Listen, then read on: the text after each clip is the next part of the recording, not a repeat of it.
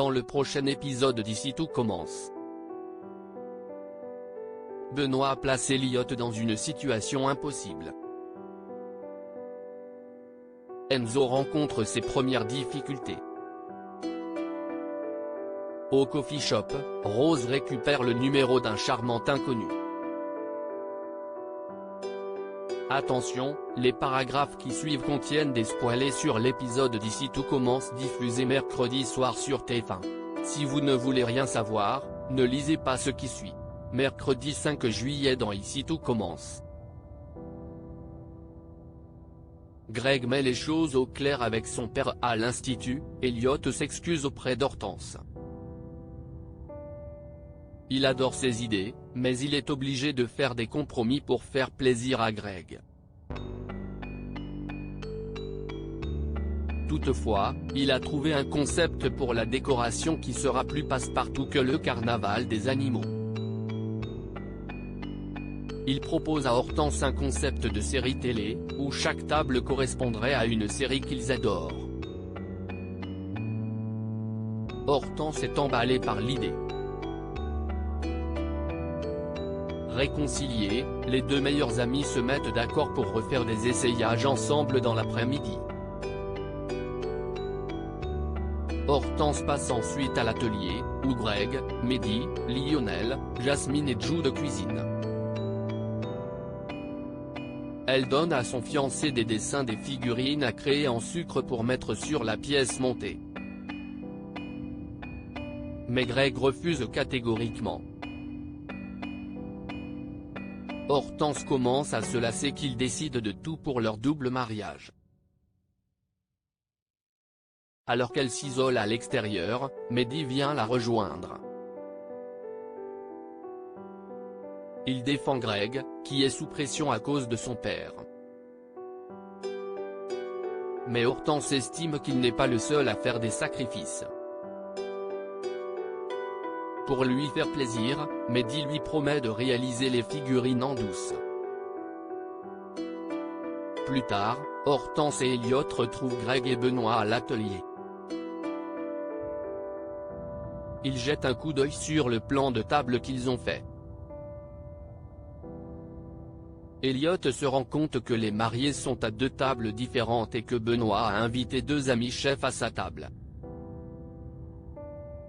Excédé de prendre sur lui, Elliot met les choses au clair, il n'est pas question que cela se passe comme ça.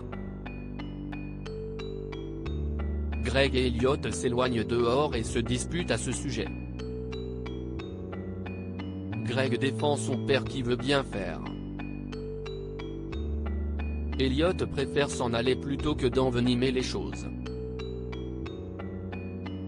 Témoin de la scène, Lionel rejoint son meilleur pote, qu'il soupçonne de ne pas oser s'opposer à son père à cause de ce qui s'est passé à Tokyo. Greg se rend compte qu'il doit poser ses limites avec son père.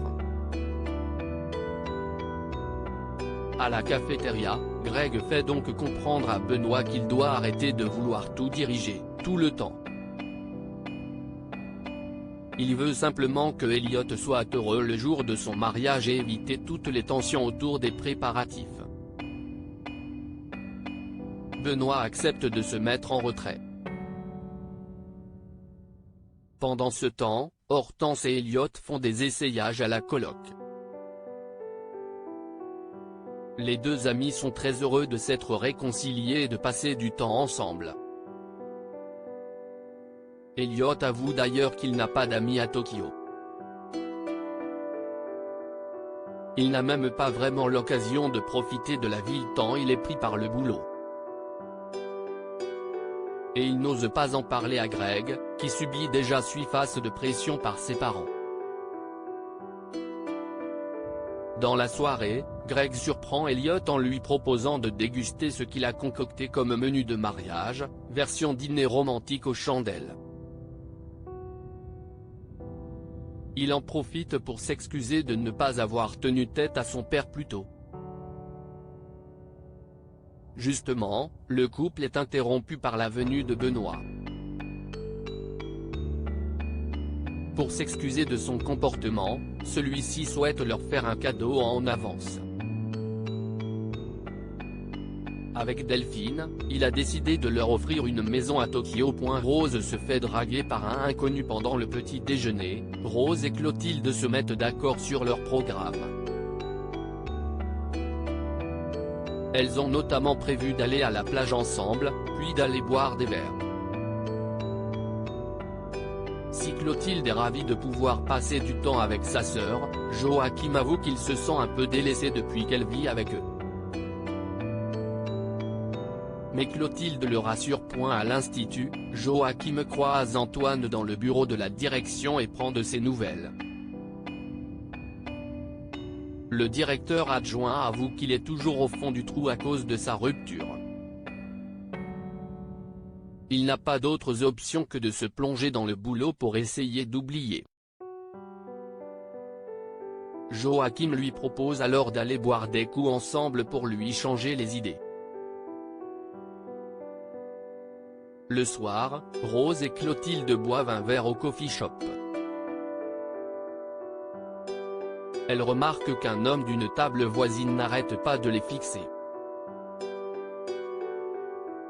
Ce dernier vient les aborder pour laisser son numéro à Rose, au même moment où Antoine et Joachim arrivent sur les lieux. Les deux hommes font demi-tour.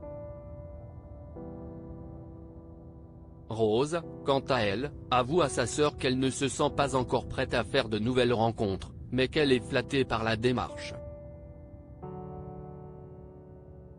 Enzo rencontre ses premières difficultés à l'Institut. Enzo s'assure auprès de Clotilde qu'elle n'a pas changé d'avis concernant le pop-up.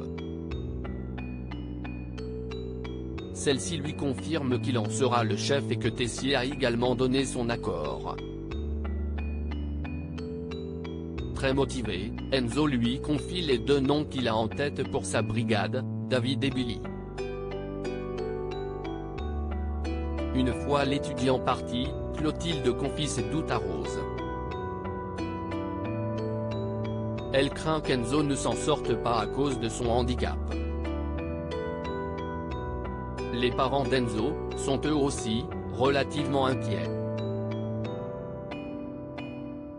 Mais leur fils les rassure. Il fait venir Vic pour rétablir la vérité et la présenter comme une personne en or, sans qui il n'aurait jamais passé sa soutenance.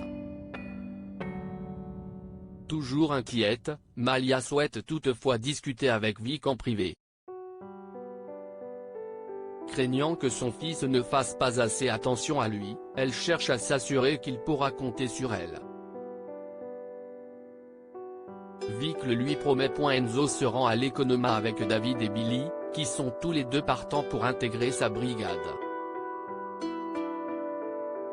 En allant chercher de quoi ils ont besoin pour les recettes, Enzo rentre dans une étagère avec son fauteuil, ce qui cause la chute de nombreux ingrédients sur lui.